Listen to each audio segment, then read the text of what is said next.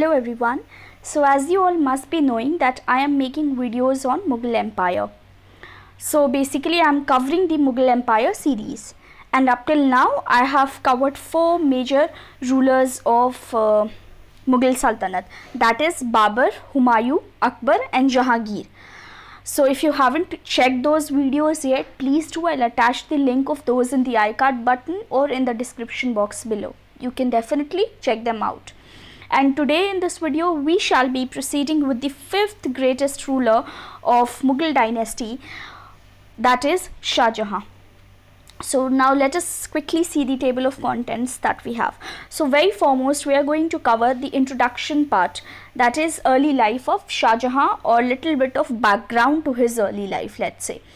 We will also see his marriage with Mumtaz Mahal. Post that we will cover his accession part, that how did he manage to come to Mughal throne post his father's death. Therein we will see his military campaign in the fourth slide. What all did he do while he reigned for those years. Then we will see in the fifth slide that why was the age of Shah Jahan considered to be the golden age in the history of Mughal Empire. We will wrap up this video with his death and succession part. So let's learn few details about his early life first. Shah Jahan was also known by the name of Shah Jahan was also known by the name of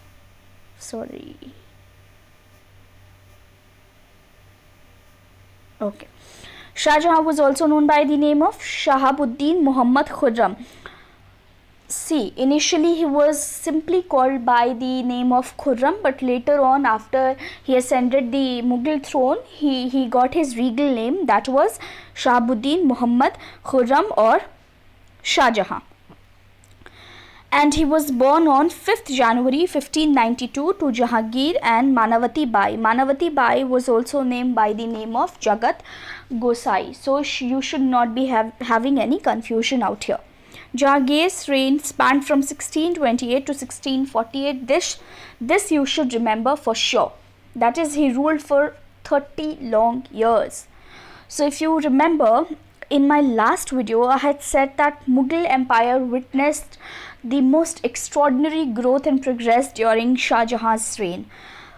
This was because during Shah Jahan's rule, many grand architecture came into being. The most famous one was Taj Mahal. Taj Mahal is also among the is also one of the 7 wonders of the world. Plus, Red Fort was also built by Shah Jahan. Moti Masjid, Shalimar Garden also was built by Shah Jahan. So lot of architectural work happened at that point of time. So plus trade and commerce also witnessed growth. And since trade and commerce was doing great during Shah Jahan's rule, GDP was doing very well. GDP of the country was good.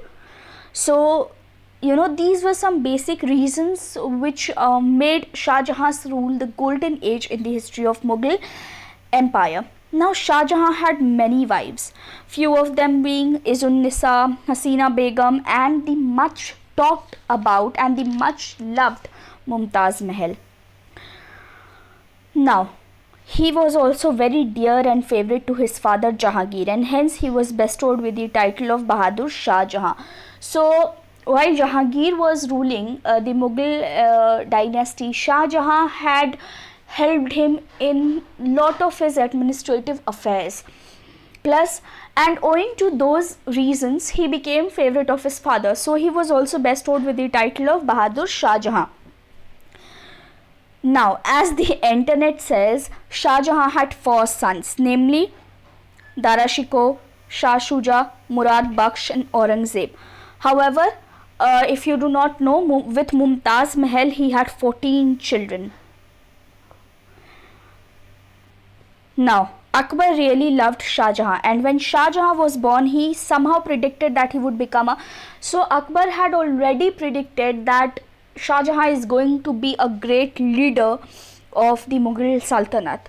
And a fun fact, if you do not know, for many years actually, Shah Jahan was taken care of by Ruqayya Begum. And if you have watched that TV serial and movies, you would be knowing that Ruqayya Begum was one of the many wives of Akbar. So for many good long years, Shah Jahan was taken care of or was under the guidance of, let's say, Ruqayya Begum. So after having discussed about the early life of Shah Jahan, now we shall in this slide talk about his much talked love affair and married life with Mumtaz Mahal. So Shah Jahan married Mumtaz in 1612. So previously they got engaged and later on they tied knot in 1612. Okay, also Mumtaz Mahal was also known by the name of Arjumand Banu Begum. Oh my god, I just do not know why would these people have multiple names. Like, history students find it ultra difficult to just memorize one name, and these people, why can't they just have single name? And of course easy ones. Anyways guys, sorry for this small rant, but yeah, just felt like sharing. Anyways, okay, so Mumtaz and Shah Jahan together had 14 children. And you know, this specific trait became the reason for Mumtaz's death later on. So while she was delivering her 14th child, she died.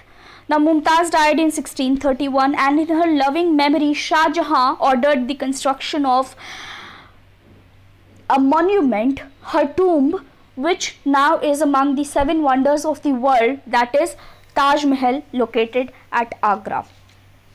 So he loved his wife so dearly. He also married other women as a part of political benefits or as a part of matrimonial alliances. However, Shah Jahan was deeply in love with Mumtaz Mahal. So he had other married alliances as well, but deep in his heart he had space for Mumtaz Mahal. Now we shall very briefly see how he ascended the throne in this slide. So if you remember little bit, in my previous video about Jahangir, I had told that an open competition had already started between Noor Jahan. Now Noor Jahan was one of the wives of Jahangir, and so a competition or a clash had already started between Noor Jahan and Shah Jahan or Prince Khurram, who was the son of Jahangir. So, and why that rift started? Because Shah Jahan had started doubting, or he had sensed that somewhere his, ascension of throne is in danger, because Noor Jahan might become a potential threat or obstacle in his way to Mughal throne, because she was very powerful lady. She would always look after the internal, external, administrative affairs of the kingdom while Jahangir was ruling, because Jahangir was a heavy consumer of all those alcohol and all those stuff. So he most of the time he would not look after the affairs of the kingdom. So ultimately the responsibilities were on the head of Noor Jahan. So she was very powerful at that point of time. So Shah Jahan also thought her as a possible threat or obstacle in his path to Mughal throne. So a rift had already started. Now Noor Jahan wanted his son-in-law Shahryar to ascend the Mughal throne and not Shah Jahan. So this side Noor Jahan was completely against the fact that Shah Jahan would ascend the throne. She wanted his son-in-law Shahryar to ascend the Mughal throne and not Shah Jahan. So to stop that impending danger, Shah Jahan made a rebellious move with the help of Mahabat Khan. But he could not succeed initially. Now things took a complete turn, and what happened? Came into picture Abul Hasan Asaf Khan. Now who was Asaf Khan? Asaf Khan was the brother of Noor Jahan and also father-in-law of Shah Jahan, as he was Mumtaz Mahal's father. So Mumtaz was married to Shah Jahan, and in that case Shah Jahan was son-in-law of Asaf Khan. So naturally he wanted his son-in-law Shah Jahan to ascend the Mughal throne. So Asaf Khan put all his efforts into bringing Shah Jahan to Mughal throne by killing or destroying all the enemies of Shah Jahan. So Asaf Khan destroyed all the possible threats or all the possible enemies of Shah Jahan so that he could smoothly and easily ascend the Mughal throne.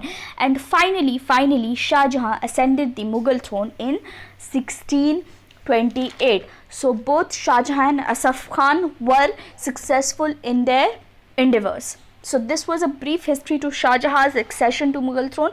Now, having discussed about his accession phase, we shall now discuss about few military campaigns of Shah Jahan.